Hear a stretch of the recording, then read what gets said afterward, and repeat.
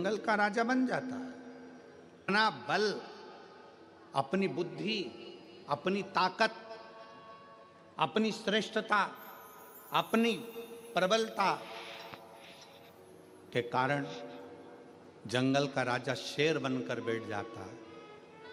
शेर को कोई जंगल का राजा नहीं बनाता, फिर भी शेर जंगल का राजा बन जाता है। शिव महापुराण की कथा कहती है, भगवान शंकर पार्वती जी से काशी में बैठकर, काशी के गंगा घाट पर भगवान शंकर पार्वती से कहते हैं कि संसार में जन्म लेने वाला कोई जीव साधारण नहीं होता पार्वती। जिसको मैं पृथ्वी पर जन्म देता हूँ उसको श्रेष्ठ बनाकर भेजता हूँ, बस उसके ऊपर निर्भर करता है कि वो राजा बनेगा कि फकीर बनेगा। राजा बनना भी तुम्हारे हाथ में और फकीर बनना भी तुम्हारे हाथ में। श्रेष्ठ बनना भी तुम्हारे हाथ में और भिखारी बनना भी तुम्हारे हाथ में।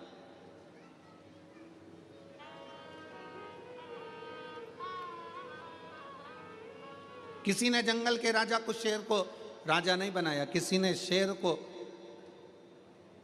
राजपाट नहीं दिया।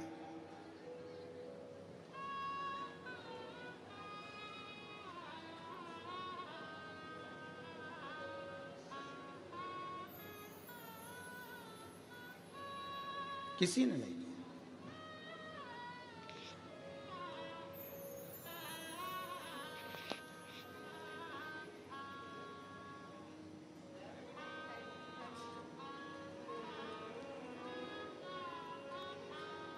बस शेर की प्रबलता, शेर की बुद्धि, शेर का विवेक, शेर के भीतर की श्रेष्ठता शेर को जंगल का राजा बना देती है।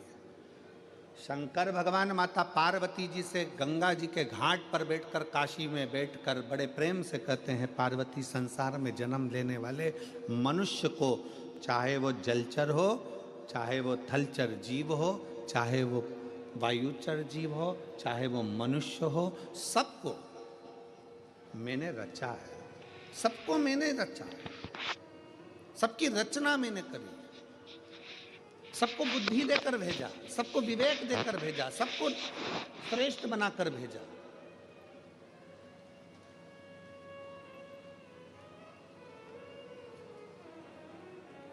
पार्वती, बस अपने बल का प्रयोग कहां करना है, अपनी बुद्धि का प्रयोग कहां करना है। दुनिया के कई लोग हैं जिनको बल का प्रयोग करना भी नहीं आता। बल का प्रयोग करना नहीं आता, कई लोग बैठे हैं यहां पंडाल में भी, कई बैठे होंगे, और कई लोग आस्था चैनल पर कथा सुन रहे होंगे, कई लोग फेसबुक यूट्यूब पर कथा सुन रहे होंगे, जिनको अपने बल का प्रयोग करना नहीं आता। एक व्यक्ति अपने बल का प्रयोग कहां करता है, करेगा तो किसी कमजोर व्यक्ति पर करेगा, अपने बल का प्रयोग करेगा तो किसी गरीबड़े पर करेगा, बल का प्रयोग करेगा तो किसी साधारण व्यक्ति पर करेगा, और बल का प्रयोग करेगा तो अपने घर में रहने वाली अपनी पत्नी पर, अपने घर की स्त्री पर करेगा। तुम में अगर इतना बल है तो बॉर्डर पर अपने बल का प्रयोग कर कर बताओ। अपने बल का प्रयोग कहां करना है। कोई झूठ बोल रहा है, वहां बल का प्रयोग कर कर बताओ। कोई असहाय व्यक्ति पर, कहीं गाय कट रही है, गौ माता काटी जा रही है, वहां अपने बल का प्रयोग कर कर बताओ। कहीं पर सनातन धर्म को हानि हो रही है, कहीं पर सनातन धर्म को चोट पहुंचाई जा रही है, वहां अपने बल का प्रयोग कर कर बताओ, तो तुम बलवान माने जाओगे। एक स्त्री पर हाथ उठाने से कोई बलवान नहीं होता, अपने घर के छोटों को चिल्ला देने से कोई बल का प्रयोग नहीं होता, अपने घर की बुजुर्ग माता पिता पर गुस्सा दिखाने से बल का प्रयोग नहीं होता, किसी साधारण सहज सीधे से व्यक्ति पर अपशब्द कह देने से, गाली बोल देने से बल का प्रयोग नहीं होता। बल का प्रयोग वहाँ होता है जहाँ पर हमारे सनातन धर्म को अगर कोई गाली दे रहा हो और आप डट कर खड़े होकर कह दो कि तू गाली देने वाला कौन होता है, तो समझे कि आपके बल का प्रयोग है।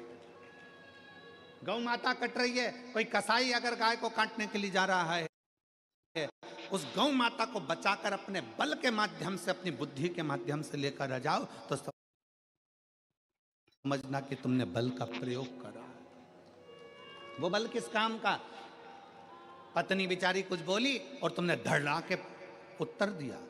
क्रोध में आकर हाथ उठा लिया, क्रोध में आकर सब्जी भाजी फेंक दी, क्रोध में आकर सामान फेंक दिया, क्रोध में आकर कपड़े फेंक दिए, क्रोध में आकर बच्चों को फेंक दिया। ये बल नहीं है, इसको बलता नहीं कहेंगे।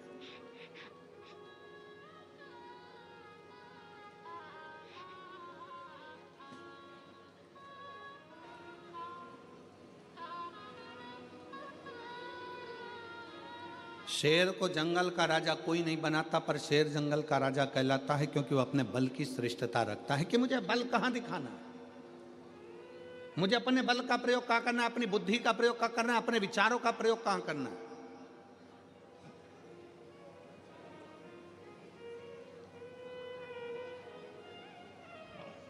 और जिस दिन आप जान गए कि मुझे भगवान ने व्यर्थ में पैदा नहीं करा, भगवान शंकर कहते हैं, पार्वती जी काशी में गंगा जी के घाट पर कहते हैं, मैंने संसार में जिसको जन्म दिया उसको सब कुछ देकर भेजा है, बस उसको अपनी श्रेष्ठ बुद्धि का प्रयोग कहाँ करना है, उसको अपने बल का प्रयोग कहाँ करना है।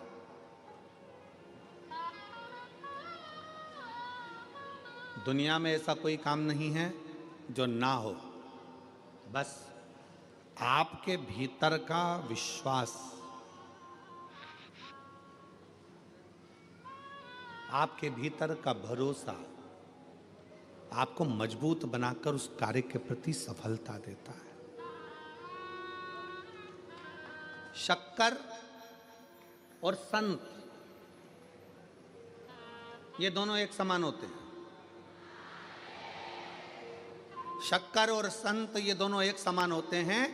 शक्कर का काम और संत का काम एक जैसा होता है। शक्कर जहां गिरती है वहां मीठा कर देती है। शक्कर चाय में गिरी तो चाय को मीठा कर दिया, सब्जी में गिरी तो सब्जी को मीठा कर दिया। शक्कर कड़ी में गिरी तो कड़ी को मीठा कर दिया, दाल में गिरी तो दाल में को मीठा कर दिया। शक्कर अगर दही में गिरा तो दही को मीठा कर दिया, दूध में गिरा तो दूध को मीठा कर दिया, रबड़ी में गिरी तो रबड़ी को मीठा कर दी, मावे में गिरी मावे को मीठा कर दिया। शक्कर जहाँ गिरती है वहाँ मिठास छोड़ जाती है, और संत, असली संत जहाँ आकर एक बार बैठ जाता है वहाँ अपनी भगवान की भक्ति छोड़कर चले जाता है। शक्कर और संत एक जैसे हैं। शक्कर भी मिठास दे जाती है और संत भी अपनी मिठासता छोड़ता है, अगर असली है तो।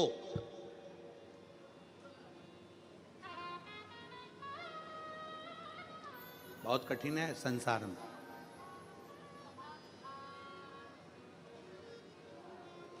बहुत कठिन।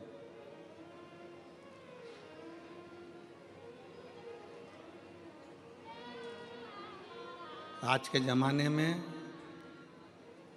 असली घी मिलना बहुत कठिन है।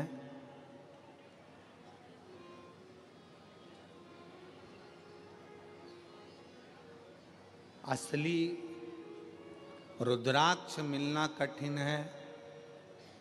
असली लोग मिलना कठिन है और असली भजन मिलना कठिन है।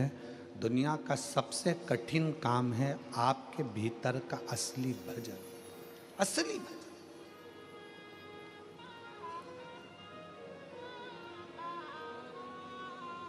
अपने भीतर का भजन दूसरे के लिए नहीं होता, अपने भीतर का भजन अपने लिए होता। और मेरे भोले तेरा सहारा है, मेरे भोले तेरा सहारा है, मेरी नैया का तू किनारा है, मेरी नैया का तू किनारा है। मेरे बाबा तुझे पुकारा है, मेरे बाबा तुझे पुकारा है, मेरी नैया का तू किनारा है, मेरी नैया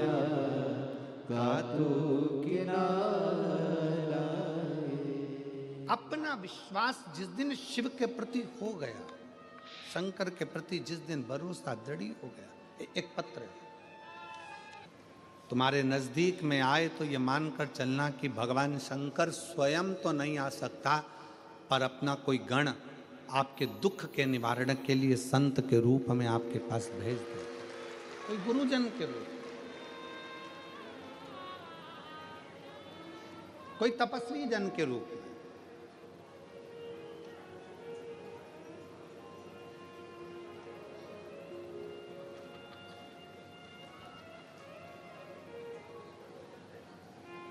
देवराज नाम का ब्राह्मण, शिव महापुराण कथा के महत्तम में आता है कि देवराज नाम का ब्राह्मण जो चोरी का धन लेकर शंकर जी के मंदिर में गया था, उसको नहीं मालूम था कि शिव की भक्ति क्या होती है।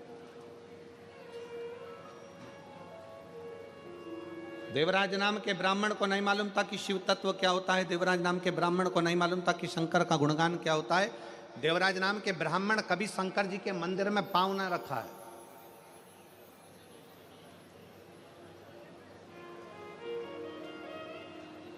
पर यदि अपने परिवार में, अपने कुल में कोई शंकर जी के मंदिर गया होता है, शिव जी को एक लोटा जल किसी ने चढ़ाया होता है, किसी ने शंकर जी का गुणगान करा होता है, कोई ने भगवान शंकर की अविरल भक्ति को धारण करा होता है, तो ये निश्चित है अगर शिव तत्व हमारे घर में कभी हुआ है तो हमारे घर में शंकर भगवान का चढ़ाया गया जल का फल केवल 7 पीढ़ी तक नहीं रहता, 71 पीढ़ी तक वो जल का फल चलता ही रहता। और वही देवराज के साथ में हुआ।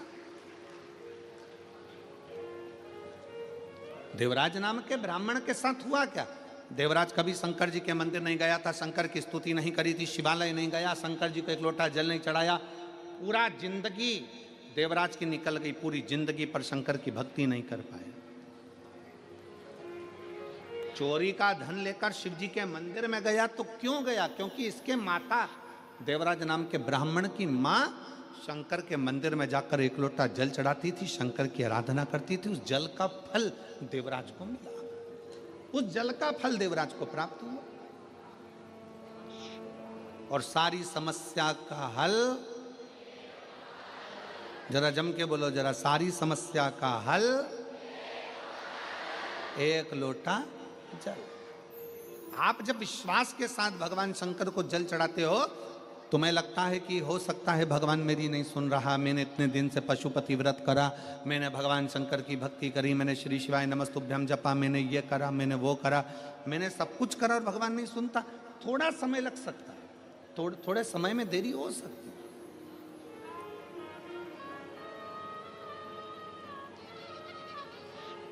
पर यदि विश्वास अगर दृढ़ी है, भरोसा अगर दृढ़ी है, तो वो शिव सुनता जरूर है, शंकर सुनता।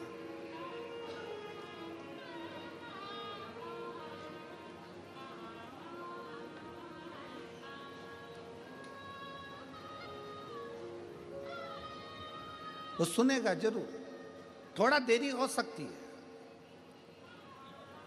आप लोग कितनी संख्या में, लाखों की संख्या में शिव महापुराण की कथा सुनने के लिए सूरत में आए हो, तो क्या वो कहते हैं, हमारे यहाँ पर सहज भाषा में कहते हैं, अगर गाय का गोबर अगर गिरा है तो वो धूल लेकर उठता है। शंकर का भक्त अगर शिव महापुराण में गया है तो कुछ ना कुछ लेकर जाता जरूर है।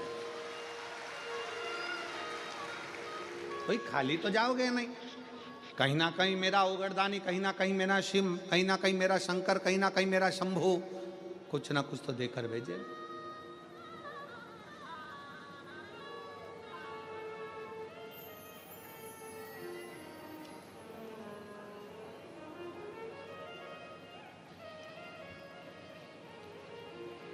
और महाराज बस हृदय शिव से लगाना है, दिल शंकर से लगाना।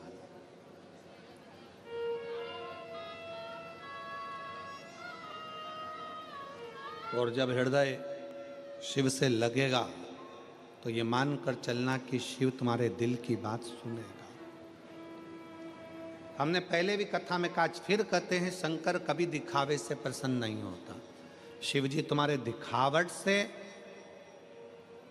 हम पहले एक बार कहे थे, दिखावट, सजावट, बनावट ये सब बेकार। शंकर के लिए तो केवल दिल, हृदय, चित्त चाहिए, मन चाहिए, केवल ये।